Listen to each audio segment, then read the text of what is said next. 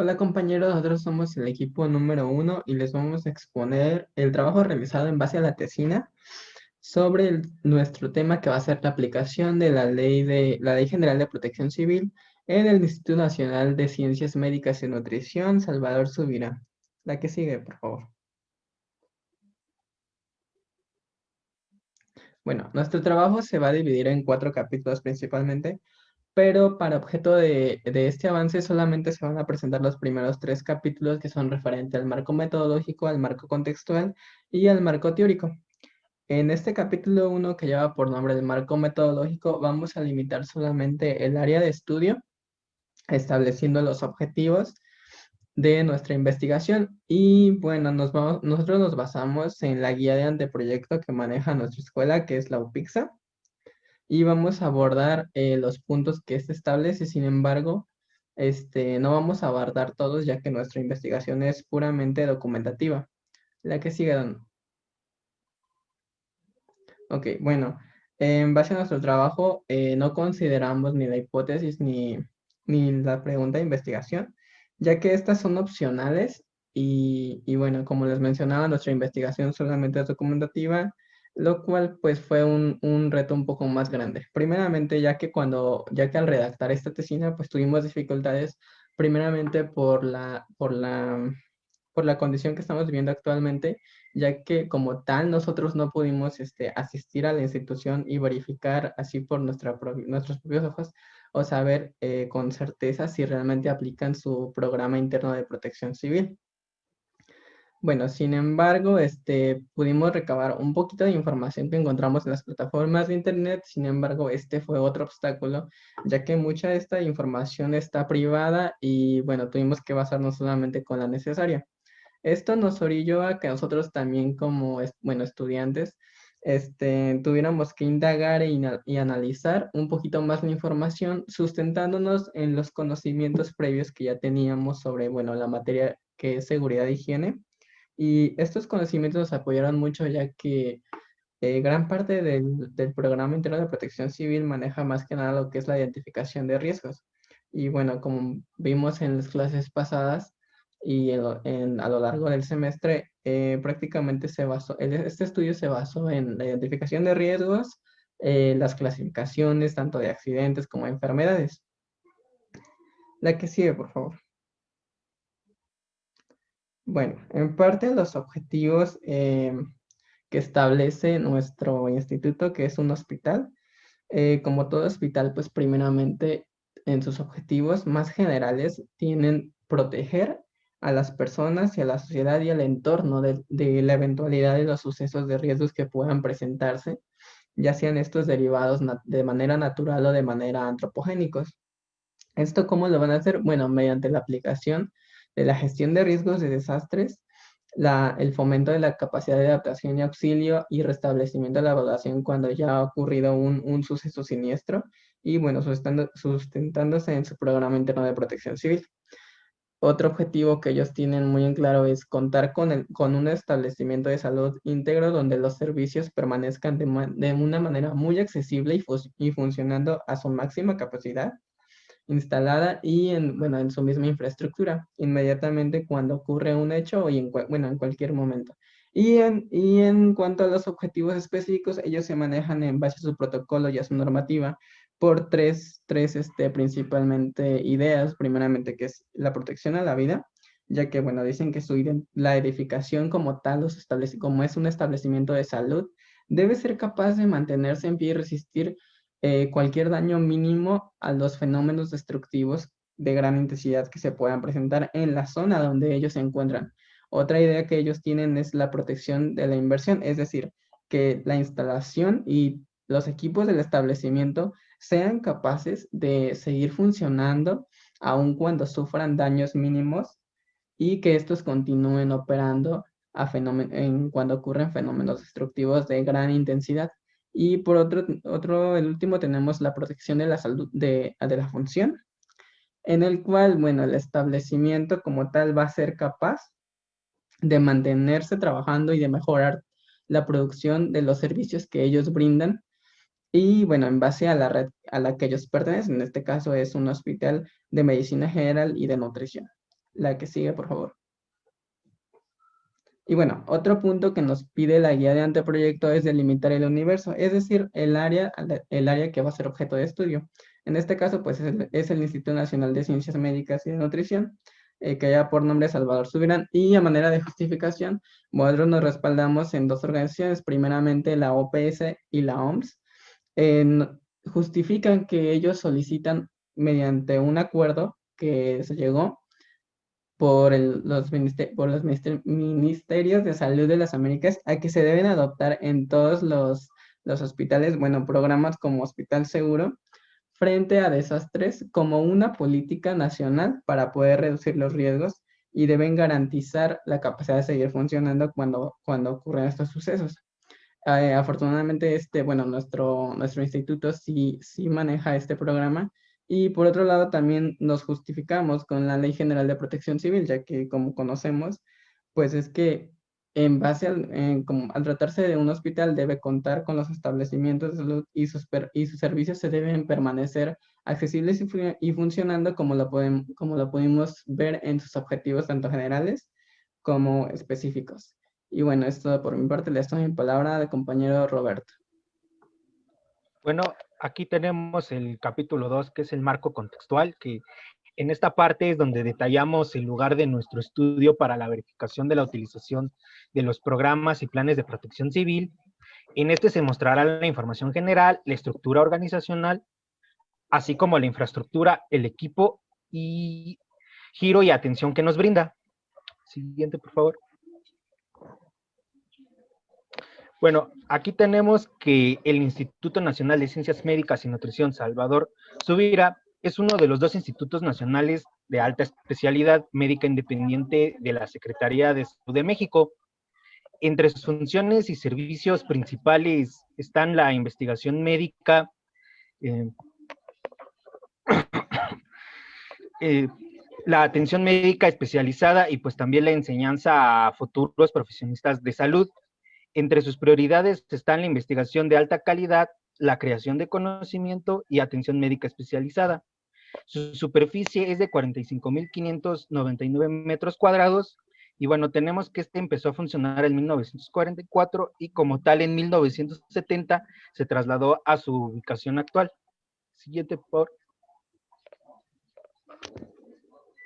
Bueno, tenemos que la localización se encuentra actualmente en la número 15 de la calle de Vasco Quiroga, en la colonia Belisario Domínguez, en la sección sexta, en la llamada área zona de hospitales de la delegación Tlalpan.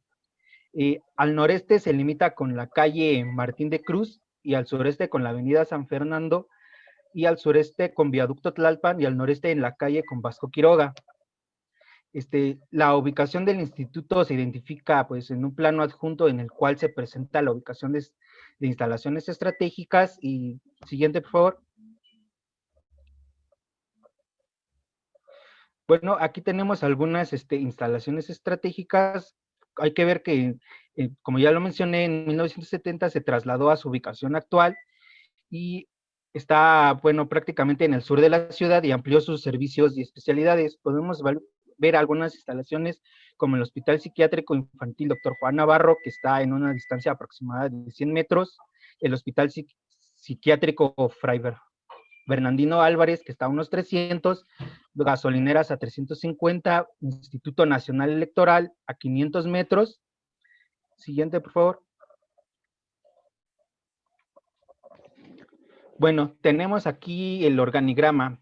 El organigrama es un esquema gráfico que pues, representa la estructura interna de la organización, reflejando las relaciones jerárquicas, teniendo al frente al doctor David Krzenosvich Stalinowicz, y pues bueno, este organigrama ayudará a detectar los fallos en la estructura organizacional y distribuir mejor la autoridad, ya que pues aquí nos refleja a los portavoces, la coordinación y la operación. Eso es todo de mi parte y le cedo la palabra a mi compañero Raúl. Bueno, Lo que sigue es el capítulo número 3. En este capítulo vamos a tratar de, bueno, vamos a hablar sobre lo que es el marco legal aplicable a nuestro país en cuanto a la ley de protección civil. También vamos a ver lo que nos dice la Organización Panamericana de la Salud en el programa de Hospital Seguro y las normativas establecidas por la Secretaría de Seguridad y Protección Ciudadana, además de la Coordinación Nacional de Protección Civil. La que sigue, por favor. Bueno, de las obligaciones establecidas en la Ley General de Protección Civil. Bueno, el artículo número 2, que es la gestión integral de riesgos. Lo que nos quiere decir el artículo número 2 es que es el conjunto de acciones que van encaminadas o que van de la mano, pero bueno, ¿qué tipo de acciones? Es el identificar, el analizar, el evaluar, el controlar y reducir los riesgos. Esto nos va a ayudar a poder dar un origen, a encontrar el origen multifactorial de un riesgo. Y bueno, para posteriormente hacer lo que es un proceso permanente de construcción. ¿Y para qué va a ser este proceso de construcción? Bueno, este proceso va a involucrar lo que es a los tres niveles de gobierno y a un sector de la sociedad.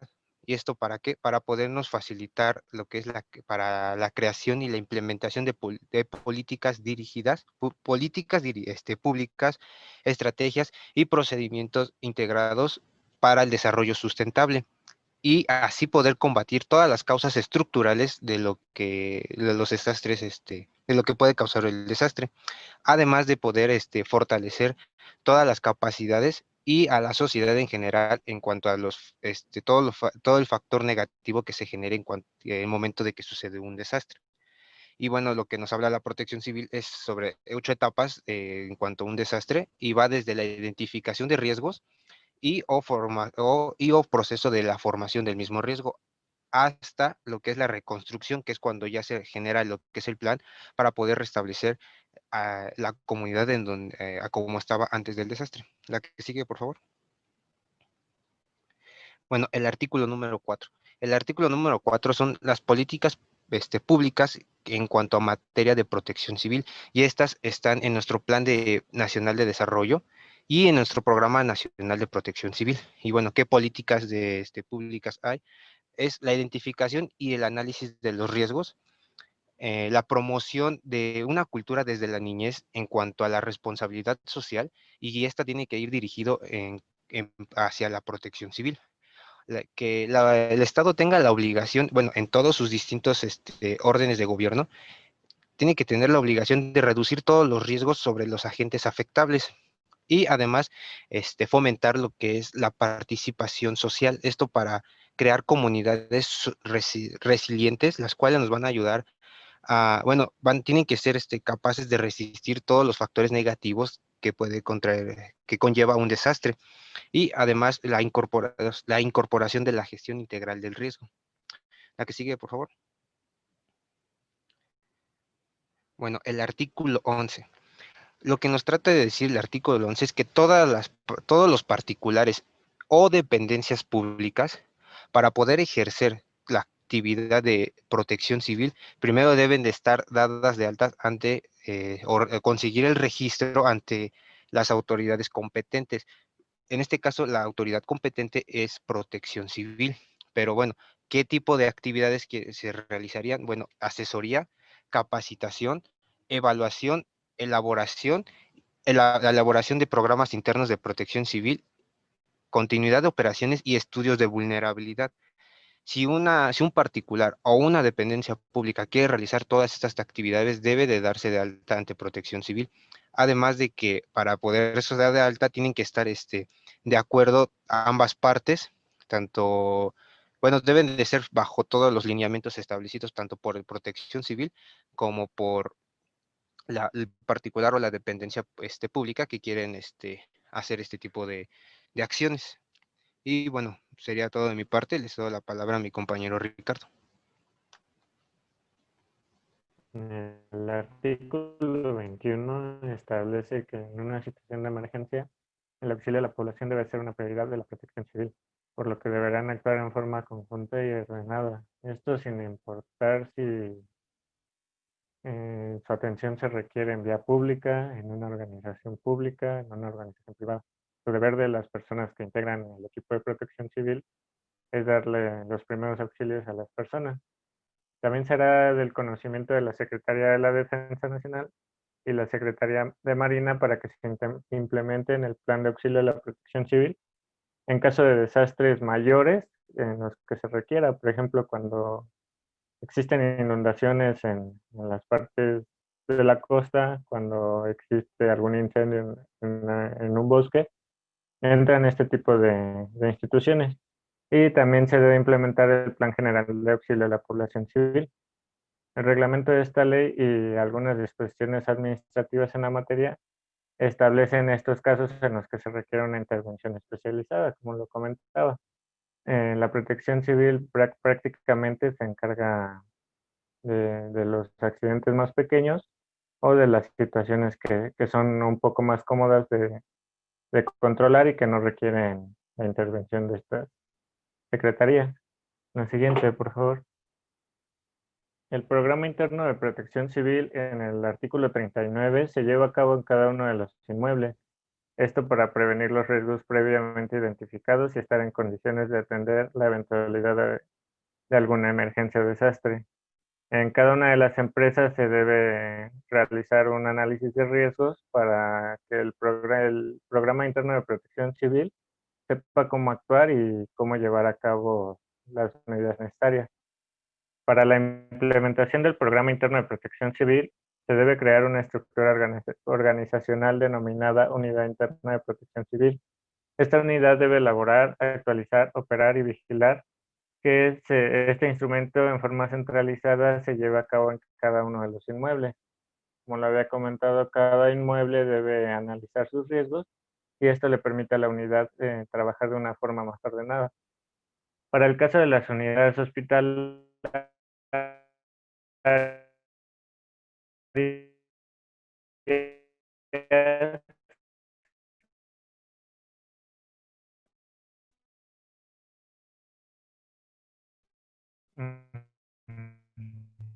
en la elaboración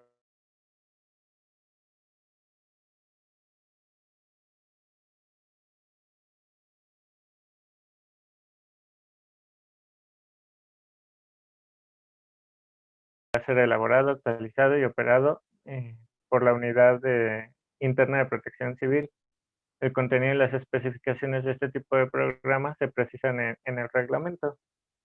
Esta unidad es la encargada prácticamente de mandar las acciones que se deben realizar en cada uno de los inmuebles y las acciones específicas se precisan en este reglamento.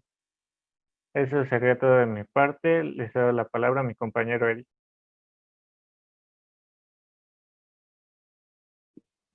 Gracias. Continuando con la exposición, tendríamos el tema 3.2, donde nos habla de las obligaciones establecidas en el reglamento de la Ley General. Dentro del artículo 74 tenemos el programa interno de protección civil. Nos dice que este deberá ser aplicado y está obligado a su cumplimiento para temas de aforo y ocupación, vulnerabilidad física, las cargas de fuego, entendiendo como magnitud de riesgo un incendio que se tiene en el inmueble o en la instalación, las sustancias peligrosas que se manejan o las cantidades que se manejan, los daños a terceros, condiciones y entornos que pueden contribuir o incrementar los riesgos. Todo esto se tiene que tener en cuenta durante los programas internos. ¿La que sigue, por favor? Dentro del mismo reglamento, en el artículo 75, tenemos que el programa interno deberá estar inscrito y contener identificación de riesgos, así como su evaluación. Es necesario para tener las medidas de prevención y control y tomar las acciones de autoprotección para que se puedan estas adoptar o llevar a cabo cuando se suscite un siniestro, una emergencia, un desastre, un riesgo o alguna situación que lo amerite. La que sigue, por favor. Bueno, dentro del artículo 76 nos habla que debemos de tener un plan operativo para la implementación de las unidades internas de protección civil. Debemos de tener a su vez un plan de contingencia y un plan de continuidad de operaciones. Como podemos observar en la imagen, en el plan operativo La implementación del programa interno nos indica que tenemos que tener acciones de prevención, donde tenemos que tener establecidas organización, calendario de actividades, directorios, inventarios, programas de capacitación, ejercicios y simulacros, señalizaciones, mantenimientos preventivos y correctivos. Después tendríamos que tener acciones de auxilio para proceder en caso de una emergencia. Y finalmente tendríamos que tener acciones de recuperación, como son la evaluación de daños y después una posterior vuelta a la normalidad. Posteriormente, en el plan de contingencias, tenemos que tener una evaluación inicial de los riesgos. Esto se tiene que tener para cada puesto de trabajo. Posteriormente, se hace una evaluación de los riesgos, una valoración de los mismos. Se tienen que tomar medidas y acciones de autoprotección y dar una difusión a la sociedad. Y por último, en el plan de continuidad de operaciones, tenemos un fundamento legal que debe tener un propósito, debe tener funciones críticas y esenciales bien definidas, sedes alternas para no tener un solo lugar donde se pueda dar o llevar a cabo estos temas, líneas de sucesión o una cadena de mando por si alguno no puede cumplir las funciones, requerimientos mínimos, interoperabilidad de las comunicaciones y pues la activación del plan. La que sigue, por favor. Dentro del artículo 78 nos indica que las unidades internas de protección civil son las responsables del programa interno de protección y establecen los protocolos que garantizan una comunicación interna y externa de los incidentes que se produzcan o tengan repercusiones dentro del riesgo social o el personal, a la población aledaña y inician la movilización de servicios de emergencia. También dentro del artículo 79 nos informan que Protección Civil debe formar parte de un proceso de preparación continuo, sucesivo y reiterado, y debe de mantener un nivel adecuado de operatividad y eficacia. De nueva cuenta, como podemos darnos cuenta en la imagen, tenemos una emergencia o una alerta donde se tiene que hacer la detección, el aviso, la verificación y la valoración. Se tiene que ver si se requiere o no de una intervención. De ser así, pues se da la alerta o se da la alarma, y en caso de que no, se debe de preparar para una comprobación en los puntos de reunión, o se tiene que ver si necesitamos ayuda del exterior o no. Después se dan los apoyos, la evacuación, se realizan los traslados necesarios y finalmente podemos llegar a un punto de normalización, tiene que realizar por último un informe y se vuelve a la normalidad. Con esto le cedo la palabra a mi compañera Dana.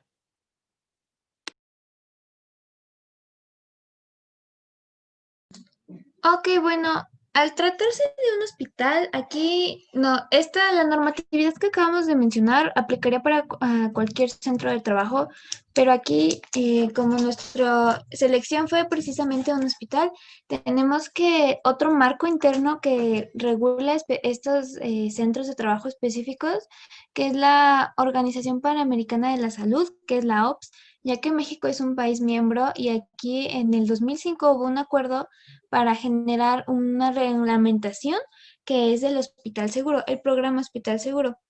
Bueno, ¿cuál es el fin de ocupar es justamente esto, un programa de Hospital Seguro? Bueno, es asegurar que un hospital, que los servicios de un hospital van a permanecer a su máxima capacidad instalada en la misma lugar de infraestructura inmediatamente después de cualquier desastre natural.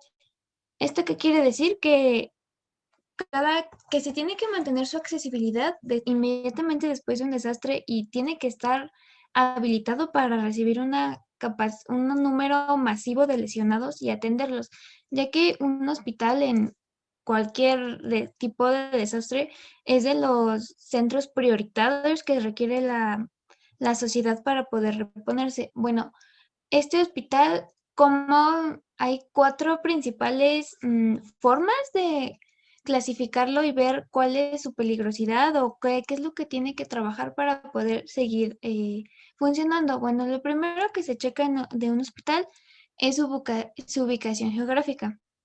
Esto se refiere principalmente a 2 aspectos. El primero es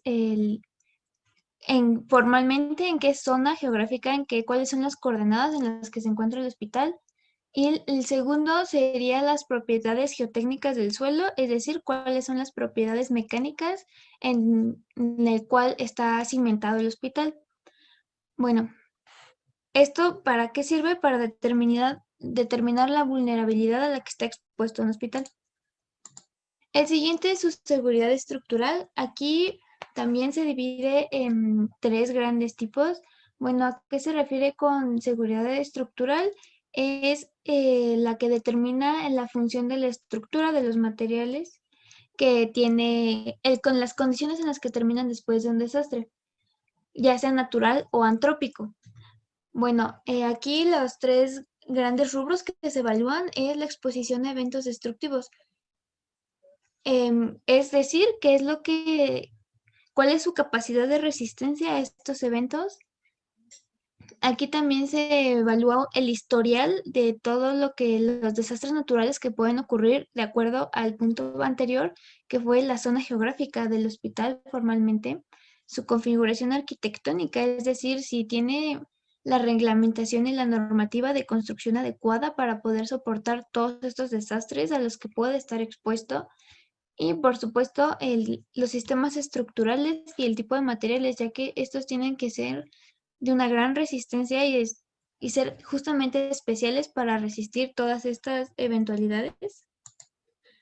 Bueno, la seguridad no estructural, esto se refiere a todos los elementos que no comprometen la seguridad estructural, vaya la redundancia del edificio, es decir, estos no van a hacer que el edificio colapse, sin embargo son muy importantes también que se encuentren después de un desastre, ya que por ejemplo si no se tiene la continuidad de los servicios como son agua, luz, ventilación, cosas vitales que requiere un hospital, de nada va a servir que estructuralmente sirva, ya que no nos va a permitir atender a la cantidad de lesionados que se puede producir después de un desastre.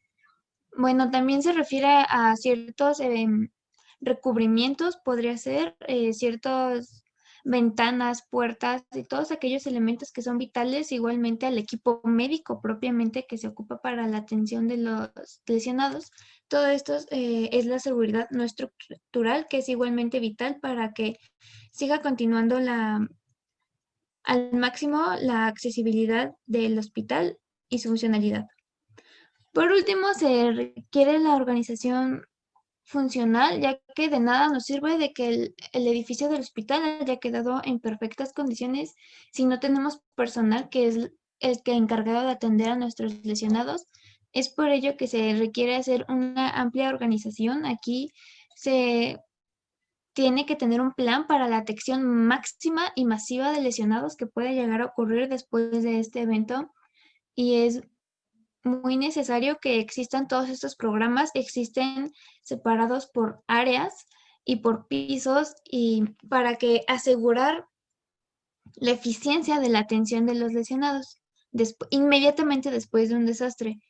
¿Esto cuál es su fin? Repito, es porque después de un desastre es lo que más ocupa la comunidad y de esto depende de la recuperación y de que el desastre no cuente más víctimas humanas, más pérdidas de vidas humanas.